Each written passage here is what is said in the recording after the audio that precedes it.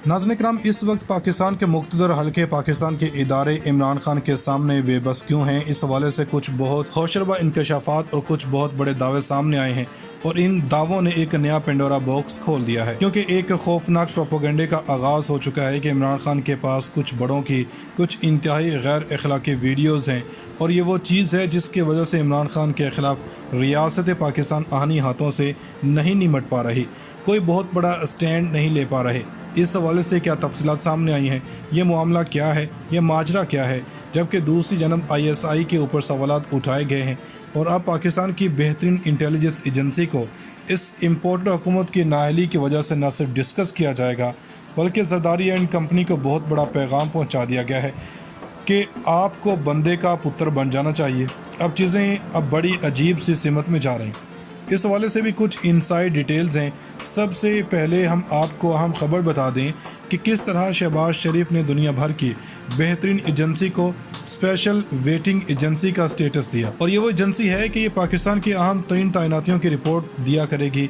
इस रिपोर्ट में बड़ी दिलचस्प चीज़ें हैं कि इस रिपोर्ट को मानना या ना मानना वज़ीर-ए-आज़म की सवाबदीद होगा। यानी अगर ISI कहती है कि अफसर ना लगाएं तो वज़ीर-ए-आज़म लगा दें तो ISI कुछ नहीं कर सकती, लेकिन कल को कोई अदालत चला जाए और अदालत में जाकर कहे तो कि इसकी तैनाती दुरुस्त नहीं हुई तो अदालत ऐसी तैनातियों को कलअदम करार दे सकती है। अब इनकी अपनी जमात में से वोट को इज्जत दो वाले बयानिए को दबरदूस कर दिया गया। अब रज़ा रब्बानी ने भी सेनेट में एहतजाजन अपने बिल जो पेश करने थे वो वापस ले लिए अपने एहतजाज रिकॉर्ड करवाने के लिए, क्योंकि ISI को जो नया रोल दिया गया वो इसकी राह में रुकावट बनना चाहते हैं। अब पीपल्स पार्टी की आइन और कानून से मोहब्बत है वो मुनाफकत पर मबनी है। रज़ा रब्बानी नाम नहाद आइन की मोहब्बत में इतने ही जमहूर और आइन पसंद हैं। दर हकीकत पीपल्स पार्टी खुद सब कुछ करती है, वज़ादारी की हिकमत अमली है और दोहरा मयार है। कई लोग अदालतों पर तनकीद करते हैं, कुछ के पेट में सूबाई खुद मुख्तारी और कुछ पर पर्सिंग और कुछ मिस पर्सिंग पर आहो बका करते हैं। इस इंसानी हकूक़ के अलमबरदार बनने की कोशिश की जाती है, लेकिन ISI की जन्म से ये एक शटअप कॉल दी गई ऐसे लोगों को कि बंदे के पुत्र बन जाओ, पाकिस्तान के इदारों को ना घसीटा जाए। और सवाल ये भी पैदा होता है कि पाकिस्तान के इदारे जिससे कौम बेपनाह मोहब्बत करती है, अब ये सवाल पैदा होता है कि ये जानबूझकर इदारों को निशाना तो नहीं बनाया जा रहा कि पहले शहबाज शरीफ वेटिंग एजेंसी करार दे दें और फिर अपने लोगों की वजह से ISI पर कीचड़ उछालना चाहिए। और कल को अगर ये अदालतों में ले जाएंगे कि ISI को ये रोल दिया ही नहीं, यानी लग ये रहा है कि ये डबल गेम खेल रहे हैं। अब फेस सेविंग के हवाले से राना सनाउल्लाह के हवाले से पिछली वीडियोस में बताया था, वो राना जो कह रहा था कि इस्लामाबाद में दाखिल नहीं होने दूंगा, भड़कें बदमाशी वाली टून इस्तेमाल अपना कर ऐसी भड़कें किसी ने नहीं मारी होंगी। वो राना भी इमरान खान के साथ बैठने को तैयार हो गया है। हम अक्टूबर में करवाने हैं या आगे तो क्या करना है। अब इसमें नून लीग के अंदर से मज़ीद आवाज़ें उठना शुरू हो चुकी हैं और नून लीग ने इस हवाले से माहौल बनाना शुरू कर दिया है। अब आसिफ करमानी ने लिखा कि मुल्क के मुआशी बहाली के लिए तमाम स्टेक होल्डर सर जोड़कर बैठें। अब आवाम की तकलीफ का हल निकालना होगा, मुआशत ठीक करनी होगी, सियासत बाद में देखें। महंगाई से मिडिल क्लास तबका सख्त अजियत में मुब्तला है। अब वो बयानिया बनाया जा रहा है कि किसी के प्रेशर में आकर नहीं बल्कि गरीब की मोहब्बत में ये सब कुछ करने जा रहे हैं। और अब नेशनल डायलॉग और फिर इलेक्शंस और अक्टूबर के अंदर नई हुकूमत का आना, क्योंकि पहले वीक में इलेक्शन में हो जाते हैं तो दूसरे और तीसरे हफ्ते में नई हुकूमत आ जानी है और फिर नवंबर के एंड पर नई तैनाती भी होनी है और काफ़ी वक्त होगा कि पूरे 2 महीने होंगे तो वो भी इशू हल हो जाएगा।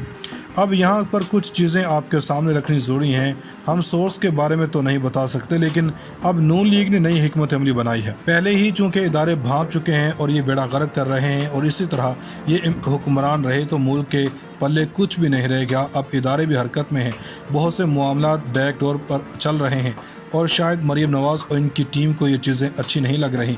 नजम सेठी को 2 दिन पहले लॉन्च कर दिया गया था कि पाकिस्तान की फ़ौज और अदलिया इमरान खान के प्रेशर में आने के बगैर फैसले करे। अब समझ सकते हैं कि इन पर भी प्रेशर डाला जा रहा है। अब नून लीग की तरफ से आने वाले दिनों में एक बदला लिया जाना है इस्टेब्लिशमेंट और इमरान खान से भी, और इसकी बुनियाद डाल दी गई है।